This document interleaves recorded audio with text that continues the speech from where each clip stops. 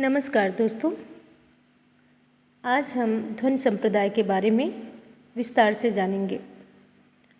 ध्वनि संप्रदाय से पहले काव्यशास्त्र में 3 महत्वपूर्ण सिद्धांत अलंकार, रस और रीति का प्रवर्तन हो चुका था।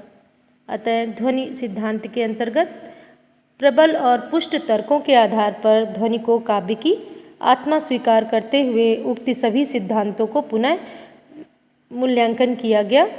ध्वनि सिद्धांत को पुनः स्थापित करने का श्रेय आनंदवर्धन को जाता है, जिन्होंने अपने ग्रंथ ध्वन्यालोक में ध्वनि सिद्धांत की स्थापना की और इन्होंने काव्य के 3 भेद दिए: ध्वनि काव्य, गुणीभूत व्यंग्य काव्य और चित्र काव्य। ये 3 रूप इन्होंने प्रस्तुत किए। यदि हम ध्वनि के भेद को देखें तो ध्वनि के सामान्यतः 2 भेद होते हैं: अभिधामूलक ध्वनि और लक्षणामूलक ध्वनि। अभिधामूलक ध्वनि में अभियोगार्थ में व्यंग्यार्थ ध्वनित होता है और जबकि लक्षणामूलक ध्वनि में लक्ष्यार्थ से व्यंग्यार्थ की प्रतीति होती है।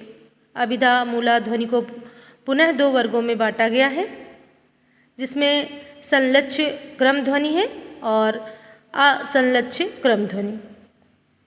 आनंदवर्धन ने भी ध्वनि के 3 भेद किए हैं: रस ध्वनि, अलंकार ध्वनि और वस्तु ध्वनि।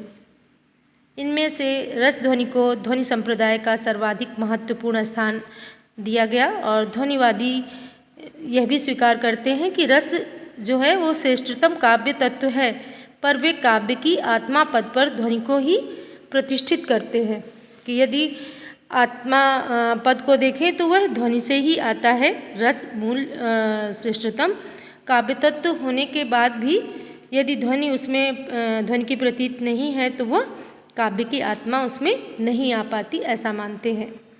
ध्वनि से संबंधित महत्वपूर्ण तथ्यों को यदि हम देखें तो उसमें ध्वनि शब्द का प्राचीनतम प्रयोग अथर्ववेद में प्राप्त होता है। ध्वनि समस्त ध्वनि के बारे में यदि हम विस्तृत जानकारी प्राप्त करें तो ध्वनि सिद्धांत का प्रादुर्भाव जो है वो व्याकरण के स्फोट सिद्धांत से हुआ। स्फोटवादियों ने शब्दों के आभ्यंतर रूप को स्फोट कहा, जिससे अर्थ ये स्फुटित हो रहा है कि स्फोट है और ध्वनि स्फोट का बाह्य रूप है। स्फोट वाणी के 4 रूपों परा, पश्यन्ति, मध्यमा, वैखरी में से मध्यमा रूप है। आचार्य अभिनवगुप्त ने ध्वनि के 35 भेद स्वीकार किए हैं, जबकि आचार्य मम्मट ने ध्वनि के शुद्ध भेदों की संख्या 51 बताई है। हिंदी में ध्वनि के शास्त्रीय स्वरूप का सर्वप्रथम विवेचन चिंतामणि ने किया था।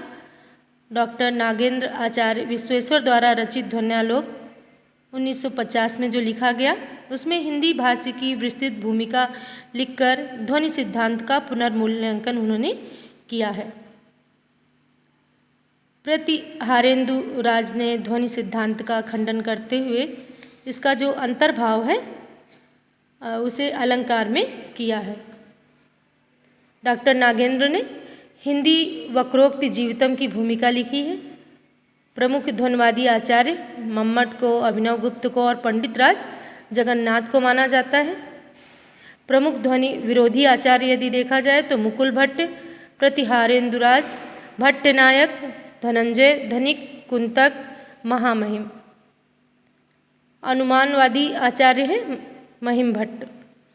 तो इस प्रकार से हम लोगों ने ध्वनि संप्रदाय के बारे में महत्वपूर्ण जो जानकारी थी वो हासिल की। यदि हमारे द्वारा बताई गई जानकारियाँ आपको उचित लगती हैं, आपके उपयोगी हैं और आप पसंद करते हैं तो आप लोगों से गुजारिश कि हमारे चैनल को लाइक, शेयर, सब्सक्राइब करें। धन्यवाद।